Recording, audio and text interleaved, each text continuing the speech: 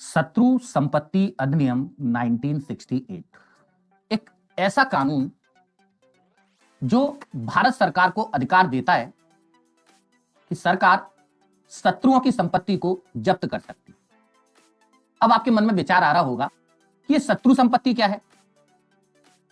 दोस्तों, जिस समय इंडिया का डिवीजन हुआ था तो डिवीजन के समय या 1962 के वार के समय, 65 वॉर के समय या 72 वॉर के समय या उसके बाद अगर किसी भारतीय ने इंडिया की नागरिकता छोड़ के पाकिस्तान या फिर चीन की नागरिकता ली है तो ऐसे व्यक्ति की अगर भारत में कोई संपत्ति है तो उसे शत्रु संपत्ति समझा जाता है।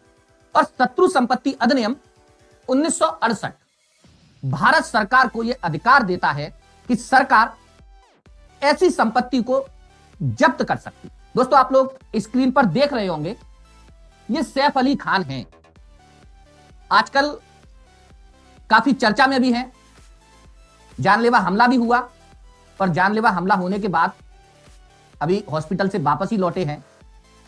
इनके ऊपर या इनकी एक बड़ी समस्या बढ़ गई। इनकी भोपाल में 15,000 करोड़ की पैतृक संपत्ति है और सरकार इस शत्रु संपत्ति अधिनियम 1968 के अंतर्गत इनकी संपत्ति को जब्त करना चाहती है। आइए समझते हैं यह मामला वास्तव में है क्या। दोस्तों, जिस समय भारत आजाद हुआ था उस समय भोपाल के नवाब होते थे हमीदुल्ला खान और इनकी एक बेटी थी आबिदा सुल्तान और दूसरी बेटी थी साजिदा सुल्तान। जो आबिदा सुल्तान थी उन्होंने विभाजन के समय भारत को छोड़ करके पाकिस्तान की नागरिकता ले ली और जो साजिदा सुल्तान थी वो भारत में ही रह जाती हैं, भारत में ही विवाह करती हैं। इन्होंने इफ्तियार अली खान से भारत में विवाह किया और जो नवाब साहब हमीदुल्ला खान थे उनकी प्रॉपर्टी उत्तराधिकार के नियम के तहत इनको ट्रांसफर हो जाती है। इन इफ्तियार अली खान से पैदा हुए मंसूर अली खान पटौदी। ये वही पटौदी साहब हैं जिन्होंने शर्मिला टैगोर के साथ शादी की थी और इनके बारे में एक बड़ा मशहूर किस्सा भी है। ऐसा कहा जाता है कि जब भी शर्मिला टैगोर स्टेडियम में अपना रूमाल हिलाती थी ये पटौदी साहब सिक्स मारते थे। खैर जो भी हो, और इन्हीं मंसूर अली खान साहब की संतान है सैफ अली खान और इनको जो नवाब हमीदुल्ला खान थे उनकी पैतृक उनकी जो संपत्ति थी वो इन्हें उत्तराधिकार के तौर पर मिल जाती है। अब दोस्तों हुआ ये कि 2015 में भारत सरकार ने क्या किया, ये जो शत्रु संपत्ति अधिनियम 1968 आप देख रहे हैं 1968 इनेमी प्रॉपर्टी एक्ट, इस एक्ट में अमेंडमेंट करती है सरकार।